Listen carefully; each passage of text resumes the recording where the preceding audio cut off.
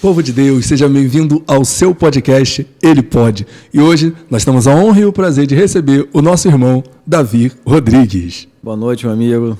Prazer em estar aqui contigo. É uma honra adentrar aqui esse estúdio e poder bater um papo contigo, falar sobre Reino de Deus. Enfim, estou aberto para que você faça perguntas, possa esclarecer e somar com aquilo que você tem feito. O teu trabalho é um trabalho muito legal, a gente tem admirado, tem acompanhado e só tenho a agradecer pela oportunidade. Amém. Antes da gente continuar e eu apresentar devidamente o nosso irmão Davi, vamos orar?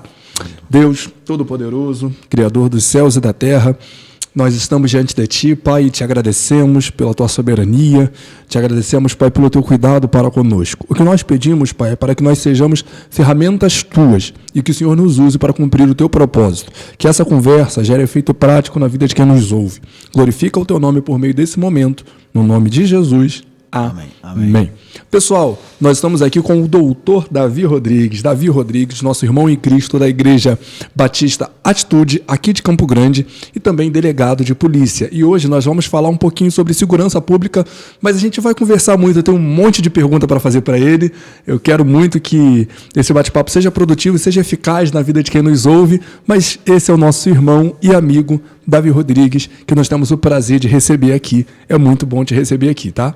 Igualmente, meu amigo. Estou aqui de coração aberto. Eu sei que a gente pode muito contribuir para esclarecer algumas dúvidas que eu sei que é de cunho geral e eu sei que vai ser muito produtivo.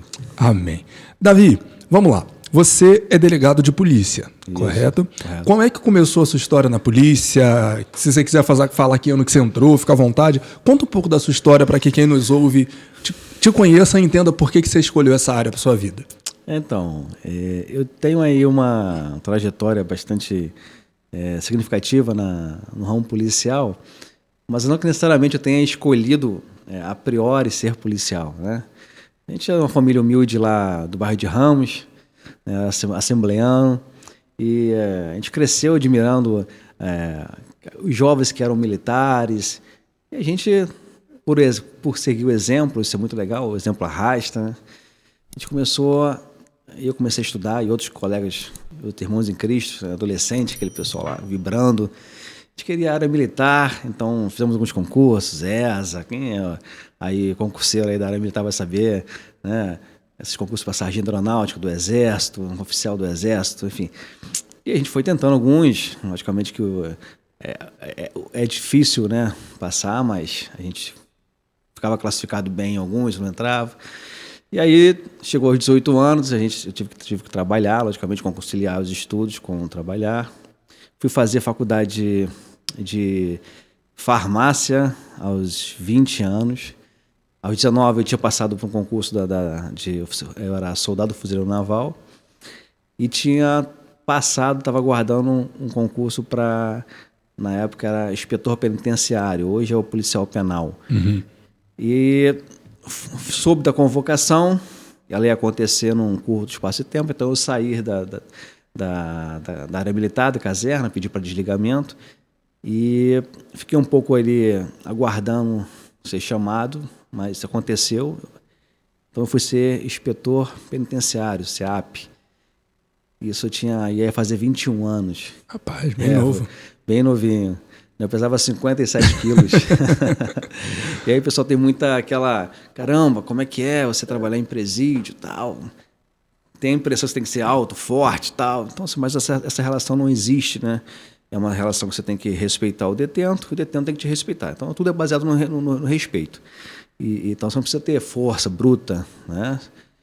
E passei 3 anos e 9 meses na SEAP. Foi um tempo muito aprendizado.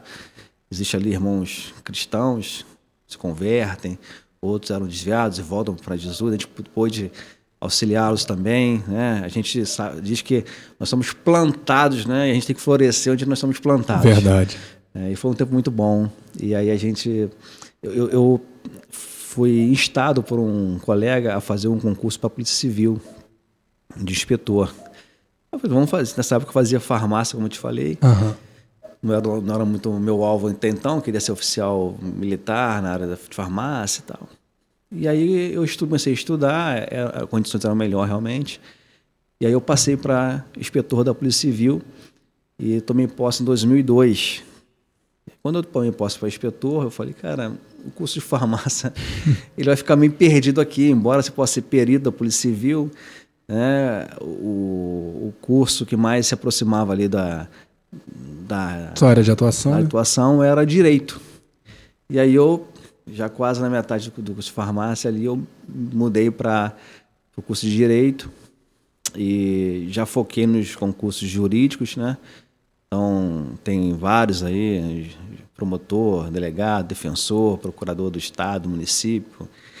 E terminando a faculdade, surgiu um concurso para delegado aqui do Rio. Tinha outros dos estados também, eu me inscrevi, mas no do Rio eu fiz e eu passei também no primeiro concurso que eu fiz para delegado. Então eu digo que não a gente estudou, logicamente, eu me esforcei, mas é Deus na nossa vida, né? Assim, eu tenho certeza que a minha capacidade é limitada e que o mérito é de Deus.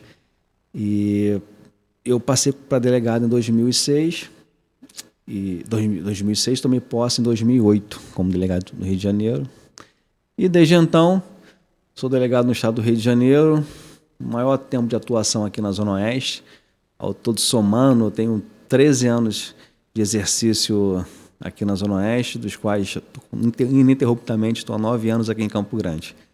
Bacana, rapaz. Isso. Bacana, ó. Que história. E, rapaz, você é cristão e sua família, né? Você foi criado, né? Sua família, como você falou, era assembleiana. E como foi para você conciliar, como é, no caso, para você conciliar a vida policial, que até esbarrando um pouco na seara política, é um pouco mal vista, com a vida cristã? No final das contas, é a mesma pessoa que divide as duas funções, do homem cristão, que manifesta Cristo onde quer que vá, e do policial, que tem a responsabilidade perante a sociedade. É uma questão muito levantada, né? Nós temos outros irmãos em Cristo. Em qualquer instituição você vai encontrar irmãos em Cristo, Sim. né?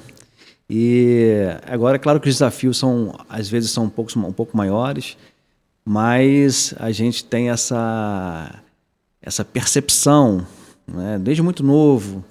Meu pai era obreiro na igreja, e a gente sempre teve a percepção de que a gente precisa florescer, a gente precisa ser sal da terra, né, luz do mundo, e isso a gente não é que a gente não consiga fazer, isso não é refletido dentro da igreja. No culto é um lugar que a gente vai para adorar, então lá todo mundo comunga da mesma opinião, né, e é aqui fora que a gente tem os maiores desafios, né? E assim, é desafiador, não vou falar que não seja desafiador, mas eu acredito que existam profissões também tão quanto até com maior desafio do que a polícia. É porque a polícia é uma instituição que está na rua, ela é muito mais vista que qualquer outra instituição. E daí as mazelas também são mais aparentes, né? Então nós temos aí também questões envolvidas como tirar a vida, como é que o cristão se comporta em relação a isso, legítima defesa. Então essas questões elas ficam mais insurgentes quando se fala em relação à profissão da polícia, seja polícia militar, polícia civil, polícia federal. E nós, como cristãos, a gente tem que se comportar, né? E fazer aparecer ali verdadeiramente as características que a gente tem, que Cristo deixou para que a gente reflita. É um desafio, mas é plenamente possível.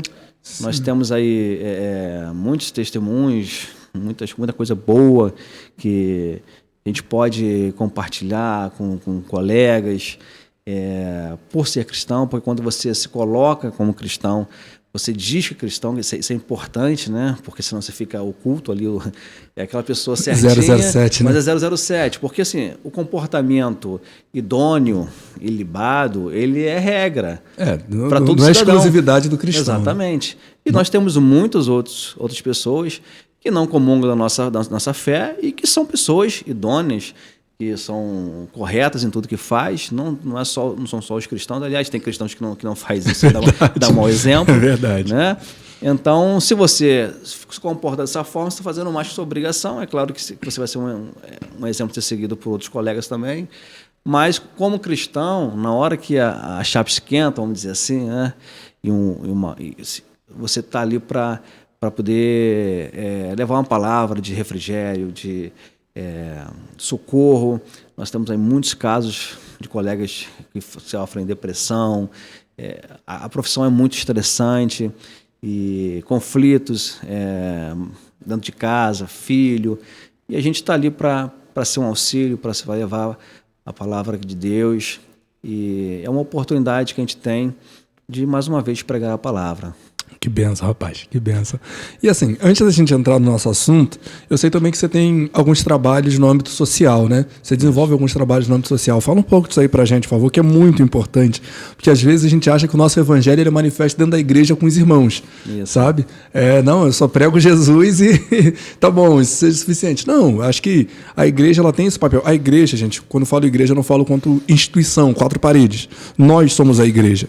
Então nós, quanto igreja de Cristo, nós temos um papel social na sociedade em que nós fomos plantados. Não dá só para a gente falar que eu sou crente, carregar a Bíblia, ir para a igreja e deixar o mundo do jeito que ele está, sem que eu preste nenhum serviço, sem que eu deixe nenhum legado. Eu sei que você tem feito aí um serviço muito útil para a comunidade, para a sociedade já estar plantada. Eu queria que você falasse um pouco disso para a gente.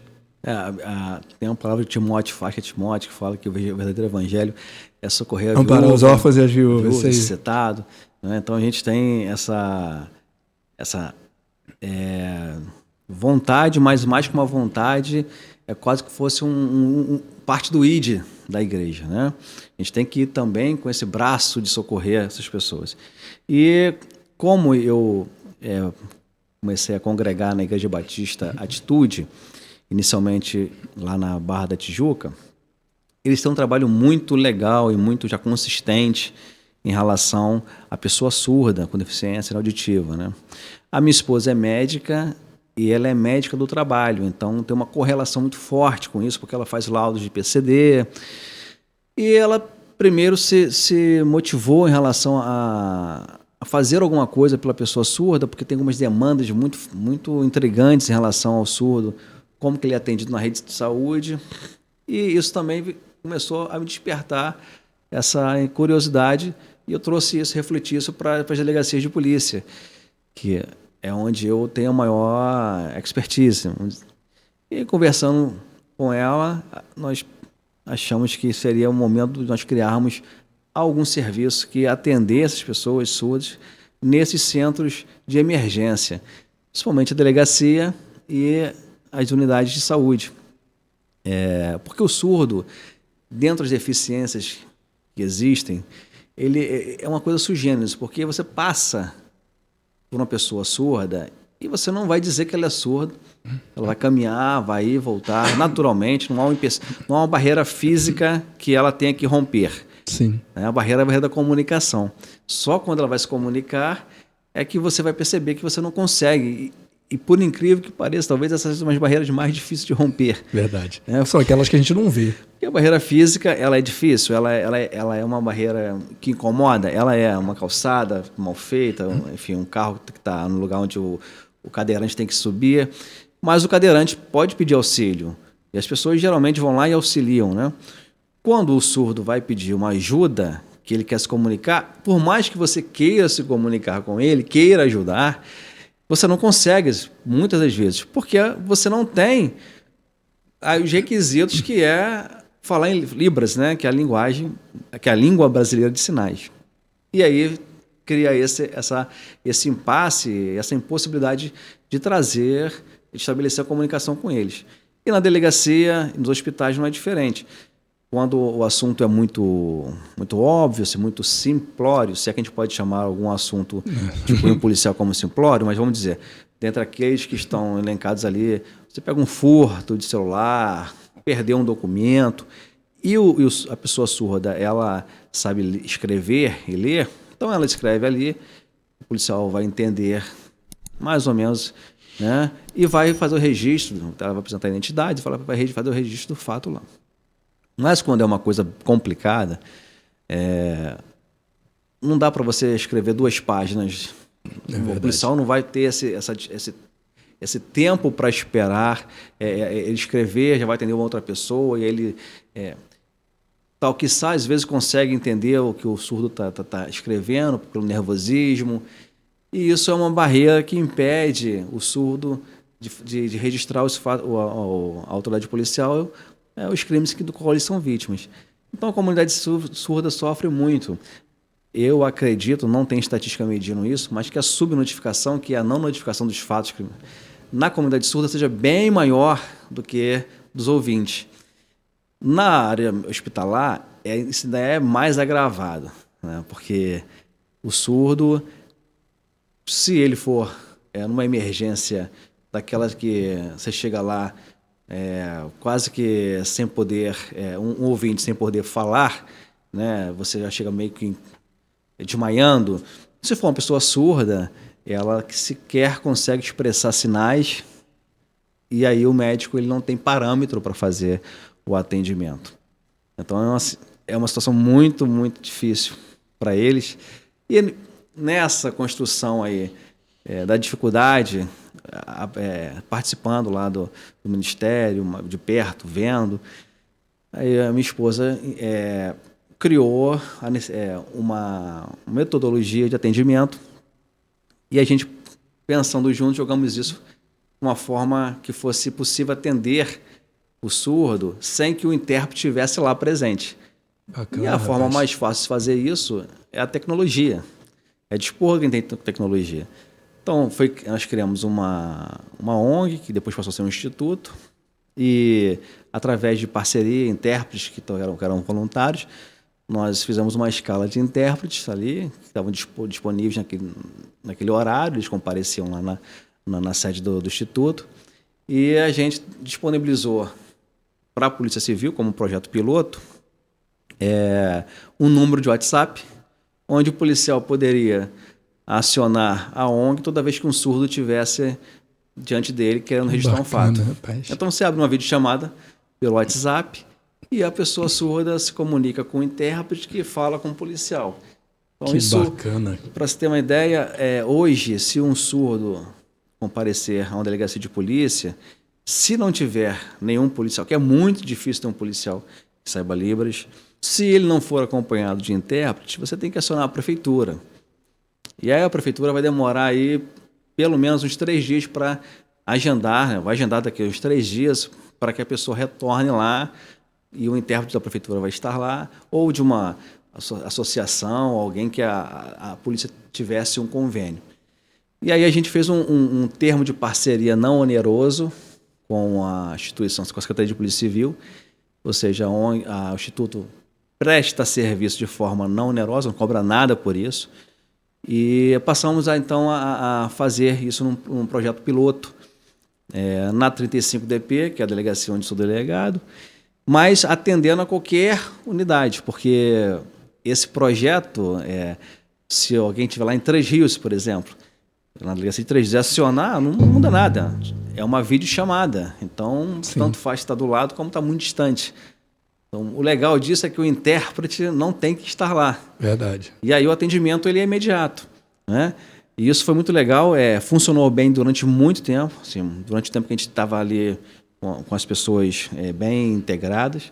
E deu uma esfriada, logicamente, depois o projeto, por falta de incentivo, porque você tem que contar com o voluntário, né? O intérprete hoje ele está muito demandado, a pessoa que, graças a Deus, né, existe muitas oportunidades de emprego para o intérprete.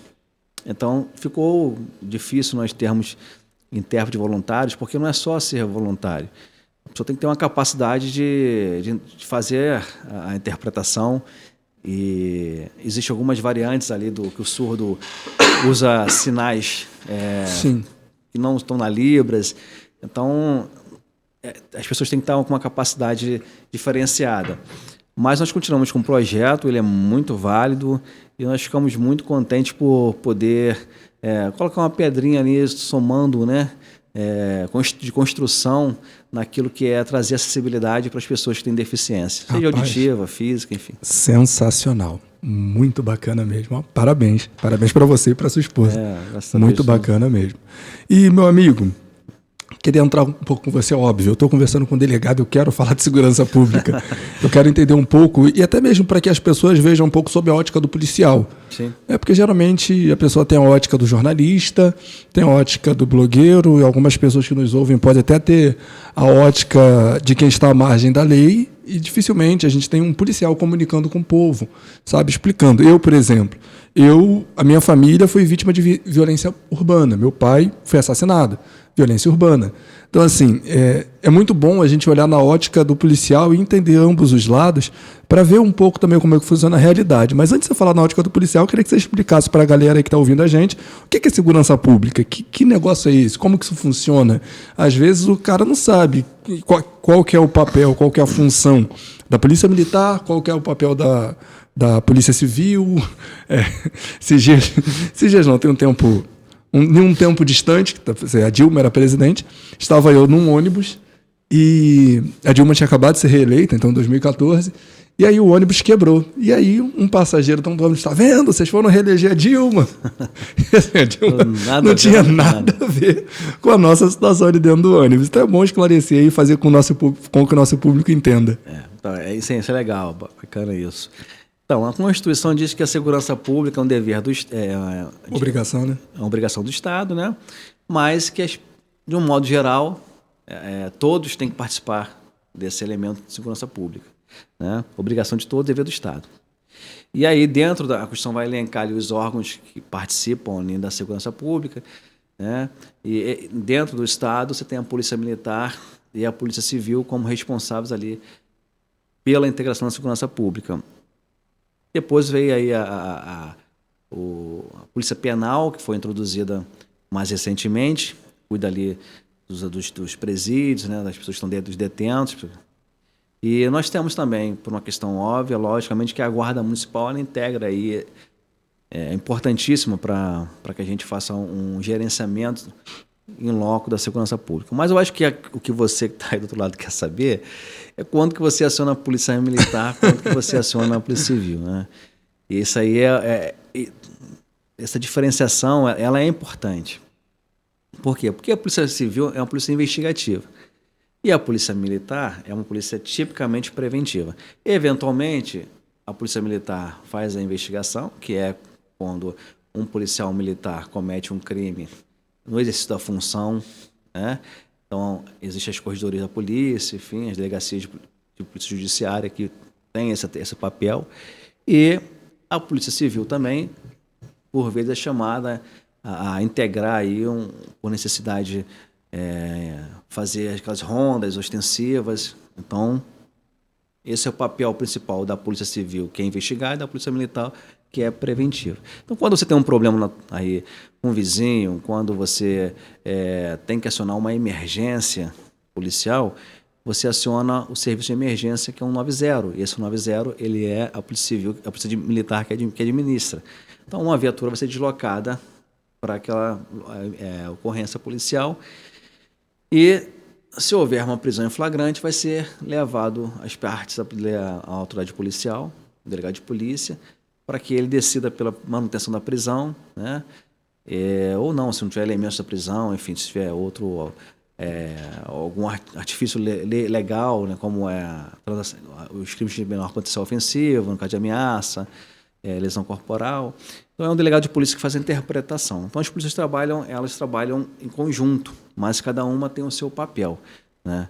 E aí tem os desenrolar dessas atribuições. Entendi. Acho que ficou bem claro. É importante você falar assim, não, você que está aí, você quer saber quando que se aciona uma e quando que se aciona a outra. E é muito importante. E assim, você falou sobre glorificar o nome do Senhor através dos trabalhos, florescer foi o termo que você usou, né? Propriamente dito. E como, cara, que você consegue florescer? Se quiser contar, se puder contar também, algum exemplo prático de alguma experiência, de algum testemunho que você atravessou, fica à vontade, para a gente entender como é que o policial floresceria no seu campo de batalha, na sua área de trabalho.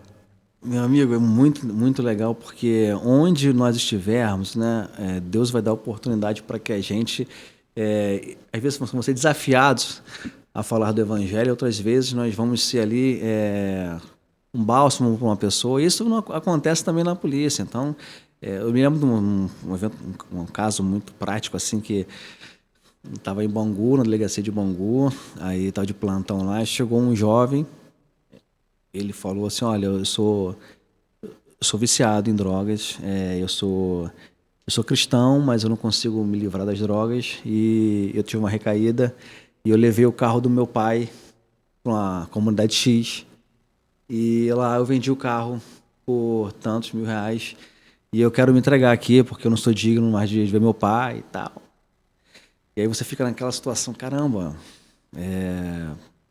se você não tem uma pessoa que está guiada por Deus ali, vai dar uma orientação, tal, ligar para o pai, etc. E leva o seu filho para lá, enfim. A coisa vai desenrolar de uma forma que ele não vai ter aquela dor interna que ele está ali resolvida. O fato prático, né, do crime que ele cometeu lá contra o pai, se apropriou do veículo do pai, vendeu, enfim, vai ser resolvido, mas a dor interna dele não é resolvida. E quando eu me deparei com aquilo ali, eu falei, a gente está aqui para ser diferença, né? Então eu falei, meu irmão, vem aqui para minha sala, poder conversar contigo. E a gente pôde conversar com ele, eu pude falar daquilo que ele já conhecia, que é o amor de Deus, de quando Deus amava ele, né, que a pessoa não é menor, né, ele teve uma recaída, estava se sentindo menor, sem direito, né, sem poder estar diante da presença do Pai maior, né, Meu Deus. E a gente pôde orar com ele. Então, assim, é uma situação que você está ali, você está orando por uma pessoa, as portas são drywall, nem é drywall, é compensado, né, era compensado. Então, você tem os policiais que estão vendo ou ouvindo aquilo, e eu sei que todos eles também estão de acordo, porque a situação é muito forte, né? Verdade. Na verdade, é um filho que lesou o patrimônio do pai por uma dor interna que ele tem, uma dependência química, um doente químico. E a gente ligou para o pai dele, ligou para a mãe, pudemos se reunir, orar com o pai, orar com a mãe. E assim, é muito legal do ponto de vista de você poder estar ali para servir o reino, ajudar a estender a mão àquela pessoa. Assim, é uma das experiências que eu tenho. Eu tenho uma amiga, uma delegada muito querida, da Diana, também membro da Igreja Batista Atitude, que ela abertamente faz um trabalho de evangelização quando ela está no plantão. Ela evangeliza, ela pega lá o Novo Testamento e vai lá na carceragem. Acabou de prender, porque ela é autoridade policial para poder dizer que vai ficar presa em flagrante, ela vai lá, entrega o Novo Testamento, se tiver que orar, ora com a pessoa. E cada um tem a forma, né, a multiforme graça que Deus dá de acordo com aquela vontade que você tem de fazer. E é legal, então, assim, você tem outras pessoas do reino fazendo um trabalho de Deus dentro da Polícia Civil, dentro da Polícia Militar, nas Forças Armadas. E não é diferente. Onde você vai estar, vão existir pessoas que estão com a alma aflita, com a alma doídas, né? E que precisam ter uma mensagem, receber uma palavra. E, como eu te falei, você não tem que soltar ninguém, ou deixar de prender, ou prender por conta do que você vai ministrar na vida dela.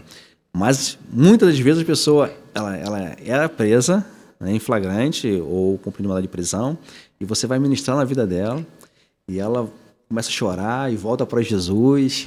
Então isso é muito gratificante, você poder saber que com aquilo que Deus, para mim é um privilégio estar onde eu estou hoje. Eu sei que é um concurso muito difícil, e Deus me colocou lá para eu simplesmente ter um título de delegado. Ser mais um, né? Não foi para isso. Bacana. Rapaz, que história. Meu Deus do céu. Fiquei boquiaberto. E meu amigo, fala pra gente um pouco da importância da educação, o papel da educação, porque assim, a segurança pública envolve muita coisa, né? O pessoal sempre associa a segurança pública ao trabalho policial. Não é só o trabalho policial é uma das partes que propõe segurança para a sociedade. Mas existe até a iluminação pública também. Sim, influencia uma série de fatores, mas queria falar um pouco da educação, porque assim, é um pouco menosprezado, sabe? Sim. A educação, principalmente no Brasil. No Brasil, a educação... Eu não sei, gente, leia livros. Não sei quantos livros você leu esse ano, mas ainda dá tempo. Engraçado que eu estou fazendo um MBA pela própria polícia, né? Na FGV. e nós falávamos sobre isso há poucos dias atrás, sobre a iluminação pública e a segurança. Você ter uma criança inserida num contexto educacional apropriado, ela é segurança, porque, na verdade, você está impedindo que aquela pessoa ela floresça nela, que nasça nela um sentimento de ser rebelde às leis, de ir contra o Estado, né?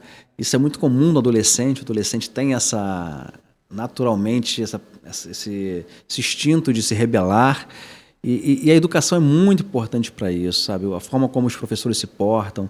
A gente diz que é muito difícil você trabalhar segurança pública depois que a pessoa tem 19, 20 anos, e você só tem uma forma de trabalhar isso, é você reprimindo. A educação, ela está ali na base escolar, né? Quando a criança está na terceira série, quarta, quinta, sexta, você vai ali, expõe ali para ela o que é droga, quais são os efeitos da droga, quais os malefícios que ela vai ter, dificuldade de aprendizado. Desfocar essa juventude do tênis que custa R$500, da camisa, enfim. Eu estava até falando outro dia com um amigo cristão também, eu falei, cara, e todo mundo erra, né? Assim, eu vou falar do meu erro, né? Chegou uma época da minha vida, eu já bem de vida, tá? Eu falei, cara, eu me recuso a andar com coisa falsificada. Porque cai no natural, no normal, e você começa a achar que é normal você comprar uma camisa que está nitidamente falsificada, assim, pô, eu vou botar, e aí vai cair nas fichas de acordo com como você vai se envolvendo, deixando Deus trabalhar em você. E assim, chegou um momento que eu falei, eu vou andar com a marca tal, que eu sei que é de classe C, porque hoje eu estou podendo andar com isso. Eu vou andar com um tênis assim, nessa marca, porque é o que eu posso andar. Você vem trazendo isso, agora eu estou falando de mim, dos meus erros. Eu imagino um jovem que tem 16 anos. Sem a devida orientação. Sem a devida orientação. Você está hoje um mundo conectado, então Rio de Janeiro, então, que as comunidades estão incrustadas em meio a bairros elitizados, e as pessoas frequentam os mesmos ambientes, não poucas vezes isso.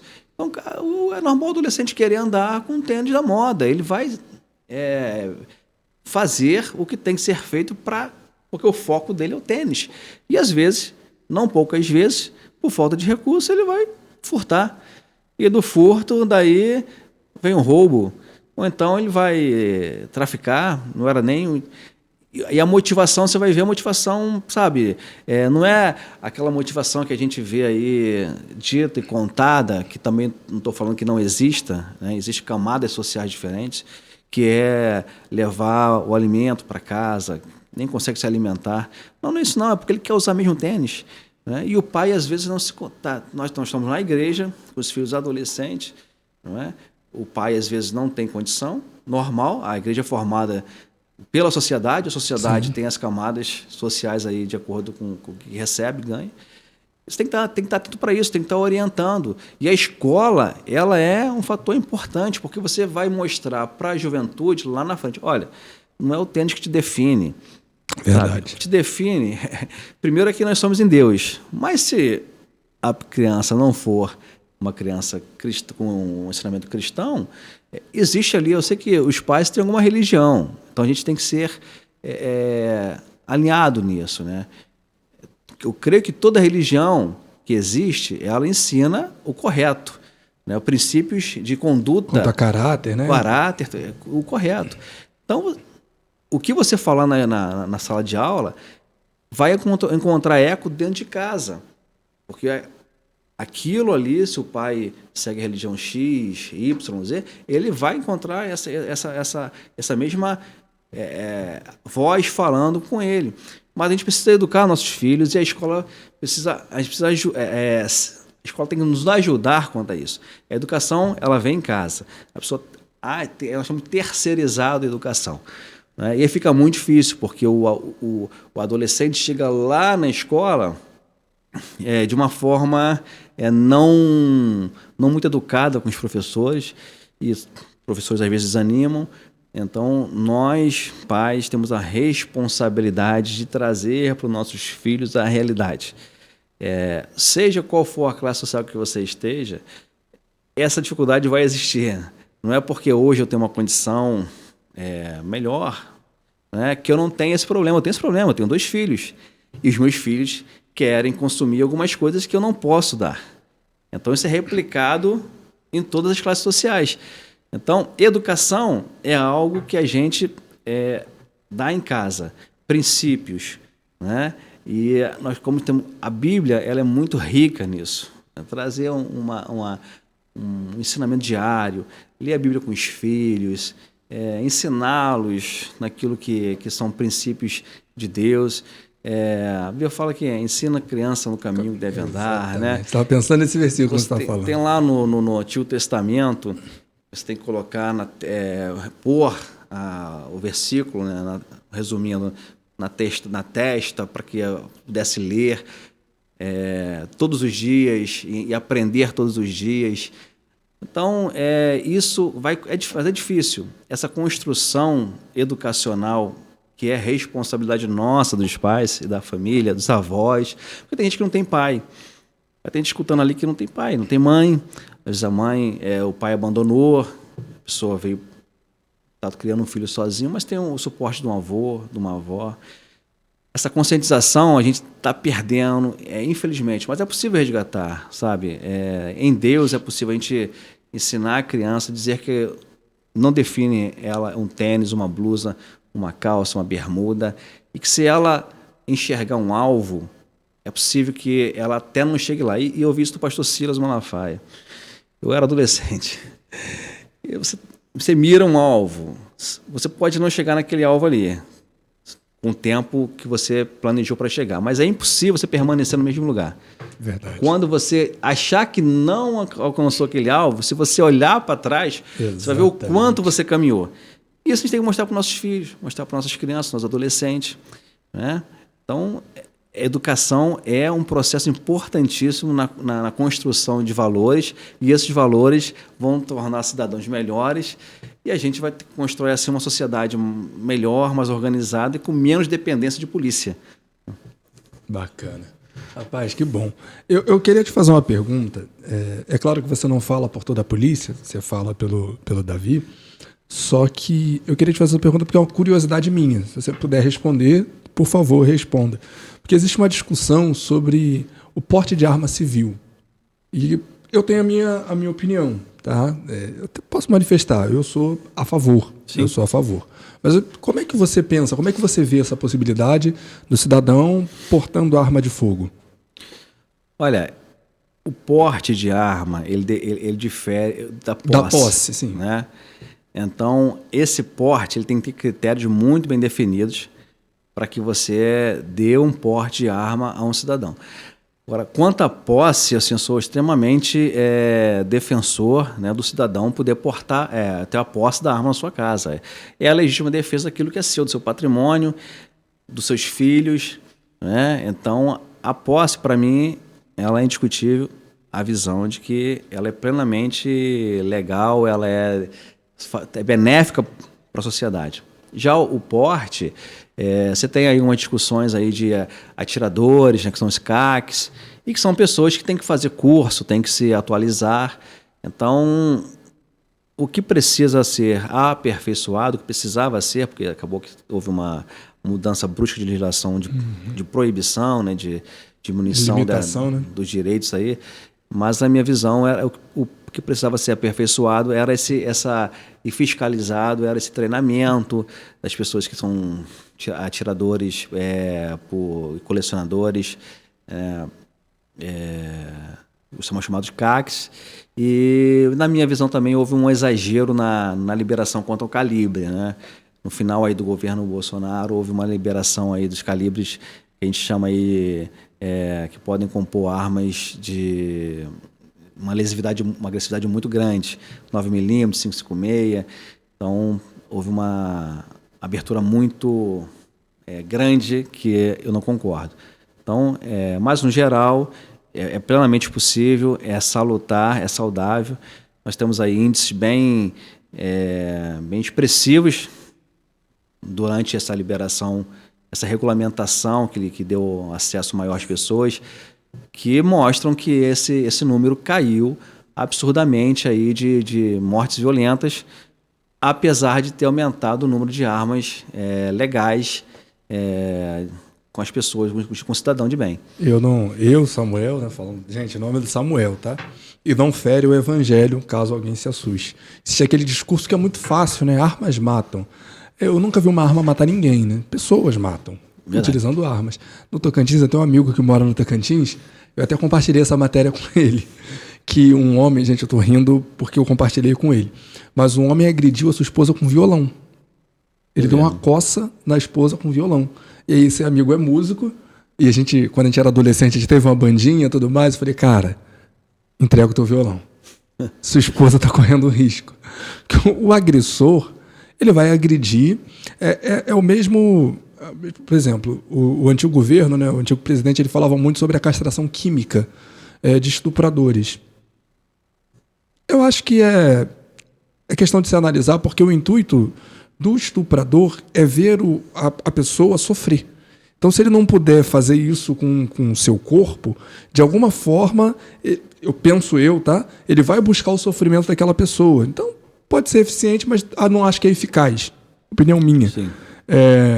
Mas, sobre essa questão, eu tinha essa curiosidade de ouvir de vocês. A primeira oportunidade que eu tenho de perguntar para um delegado, não podia perder essa oportunidade de jeito nenhum.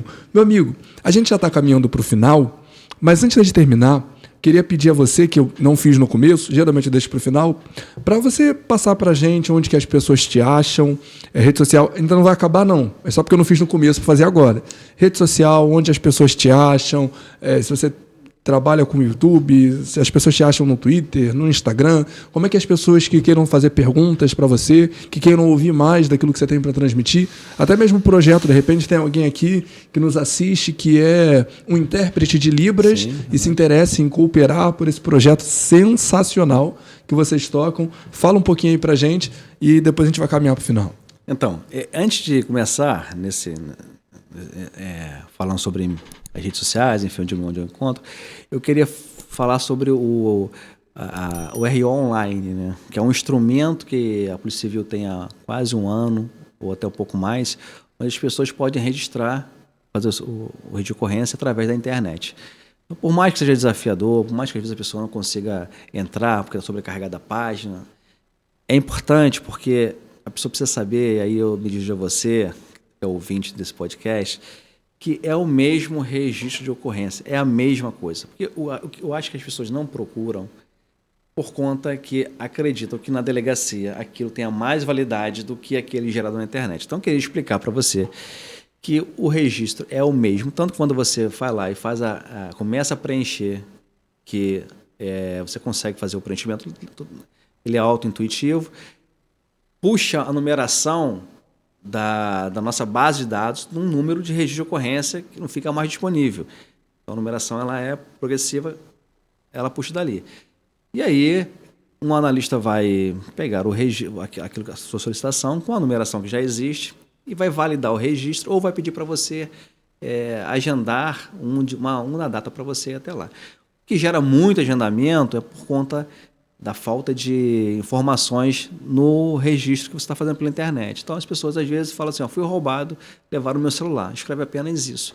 Então, é importante que você fale onde foi, com quem você estava, o horário, descreva os bens que foram subtraídos, então, que, quando, onde, por quê. Existe aí umas perguntinhas que você pode buscar na internet para preencher. E aí um texto bem feito, com as suas palavras, vai impedir que o policial tenha que remarcar para que você vá lá. Então fica suspenso a habilitação do registro, você vai lá, um dia marcado, e aí você libera com as informações que o policial precisa, libera o registro. Só que às vezes a pessoa precisa do papel para amanhã, porque é um seguro de celular que ela tem que dar entrada, contestar uma conta do cartão de crédito, enfim.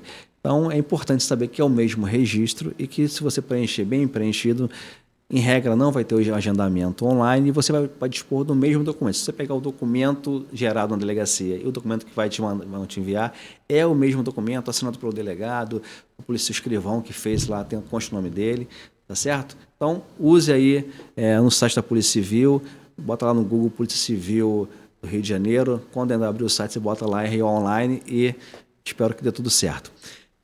Eu sou delegado adjunto na 35DP Campo Grande já há algum tempo. É uma delegacia que eu gosto de trabalhar, gosto de Campo Grande, estou no Oeste, sou apaixonado por... Não sou daqui, mas vim para cá e gostei muito. E se você quiser me procurar, quiser uma orientação, eu vou estar lá. Outros delegados policiais para lhe orientar. As minhas redes sociais também estão disponíveis. Eu, não poucas vezes, oriento pessoas que mandam para mim inbox ou ali no direct, perguntas, a gente responde.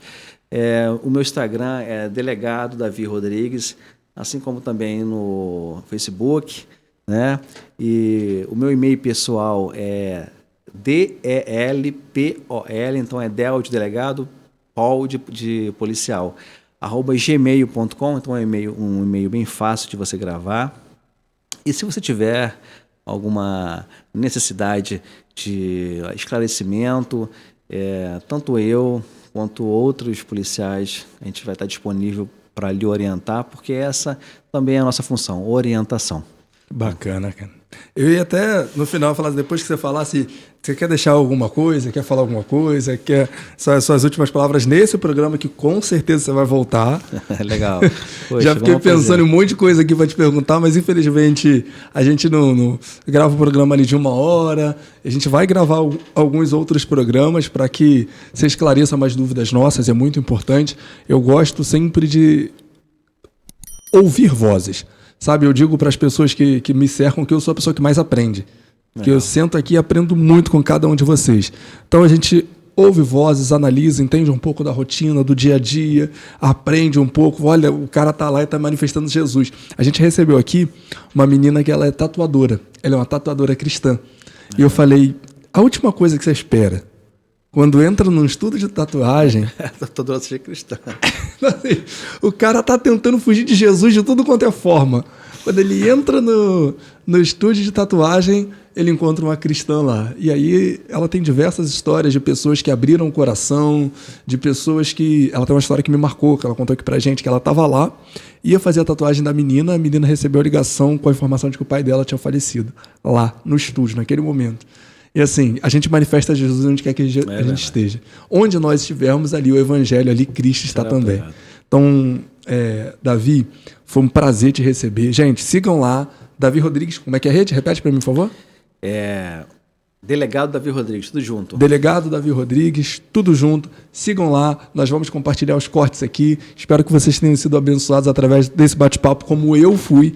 Espero que vocês tenham aprendido como eu aprendi. Foi um prazer te receber aqui, meu amigo. Essa casa é sua. Volte sempre que você quiser. É Samuel, né? Sim, sim. Samuel, eu me sinto de verdade muito agradecido, muito honrado, porque a oportunidade que a gente tem de esclarecer dúvidas, aproximar, ainda que seja pelas redes sociais, pelo podcast, a gente aproxima isso à população da realidade policial. E esse trabalho é muito importante. Dizer que nós passamos por problemas com servidores, assim, um número muito baixo de servidores, tem sido amplamente divulgado na mídia.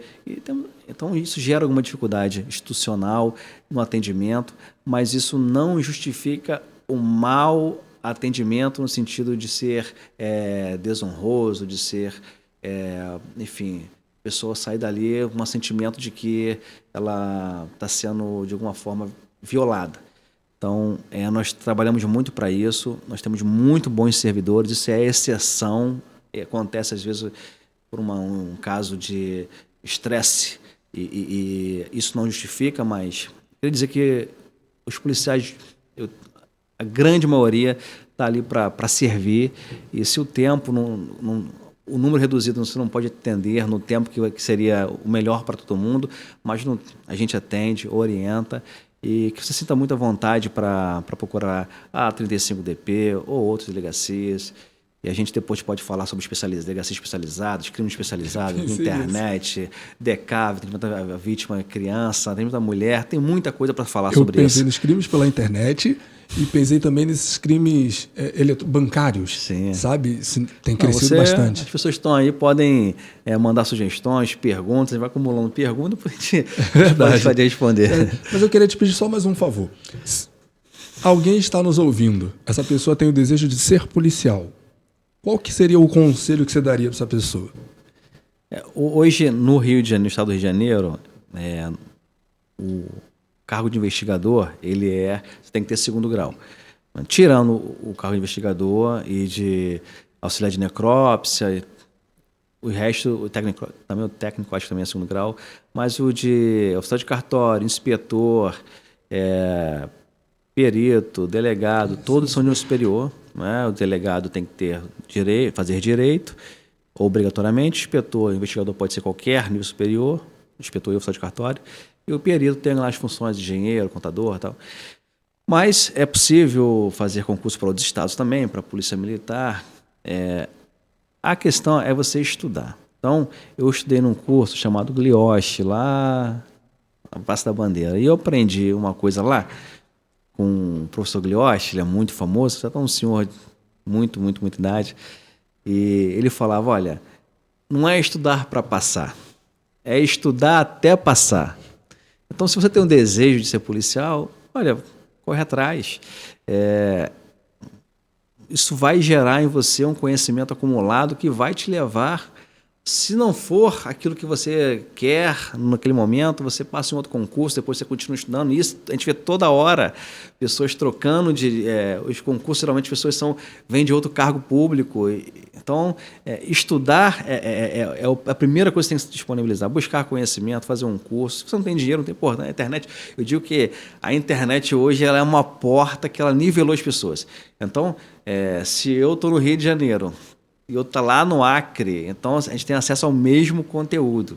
Então não justifica você dizer que você não tem dinheiro e você não pode estudar. É claro que quem tem dinheiro pode pagar, de repente, uma aula extra ali, um curso está fechado, mas 95% do conteúdo está disponível na internet, é possível você estudar com consistência e estudar até que você atinja o seu objetivo. Bacana. Eu tenho alguns amigos próximos que têm esse desejo, eu queria pedir esse conselho aí. Então, galera, o conselho está dado por alguém que tem experiência no assunto. Meu amigo, aqui a gente tem o costume de, quando eu começo, eu oro e no final o nosso convidado ora. Amém. Mas antes eu queria te agradecer pelo tempo que você dispôs, pela sua boa vontade de estar aqui com a gente. Prazer imenso te receber aqui. Como eu disse, as portas estão mais do que abertas para que você volte. E uma das pautas já é essa, já deixa anotada aí. Crimes na internet e esses crimes bancários, golpes com Pix, tudo mais. O brasileiro, se usasse a criatividade dele para coisa boa, a NASA seria no Brasil, não nos Estados Unidos. Mas, meu amigo, foi um prazer te receber aqui. Muito obrigado mesmo. Que Deus te abençoe, que Ele abençoe toda a sua casa e que você continue prestando esse serviço para o reino. Amém. Vamos orar? Amém. Pai querido, sou grato por esse momento, por essa oportunidade de estarmos aqui, Senhor, para falar do Teu reino, Senhor. Porque somos criados e gerados, ó Pai, para sermos, ó Pai, porta-voz da Tua mensagem, Senhor. Para levarmos às pessoas, ó Pai, o Teu amor, Senhor, a mensagem do Evangelho, Senhor Deus. E eu sei que esse é um momento, Senhor, que nós podemos falar com milhares de pessoas, ó Pai, que estão nos ouvindo, Senhor. Que o Senhor possa gerar neles, ó Pai, um desejo, Senhor, de te buscar, de te conhecer, Senhor. Acho que já te conhecem, Senhor. Que a Tua graça, Senhor, inunde a vida deles e que eles sejam plenos em Ti, ó Deus. Obrigado pela vida do Samuel, Teu servo, Senhor, que desenvolve esse trabalho, Senhor, com tanta excelência, se dedica, Senhor, que o Senhor faça prosperar esse local, faça prosperar, Senhor, esse projeto, Senhor, e que pessoas, ó Pai, se convertam, ó Pai, a Ti, Senhor, se rendam aos Teus pés, ó Deus. Nós estamos vivendo os últimos dias, ó Pai, eu creio, Senhor, que esse é um sentimento geral da igreja aqui na terra, Deus, sim, Deus. E que todos nós, ó Pai, sejamos instrumentos Teus aonde o Senhor nos colocou, Senhor. Que vidas sejam, Senhor, regeneradas, ó Pai, através do Teu amor, Senhor, que nós sejamos instrumentos, ó Pai, para levar essa mensagem até elas, ó Pai. Muito obrigado mais uma vez, fica conosco, eu te peço, em nome do Teu Filho amado Jesus, já te agradeço. Amém. Amém.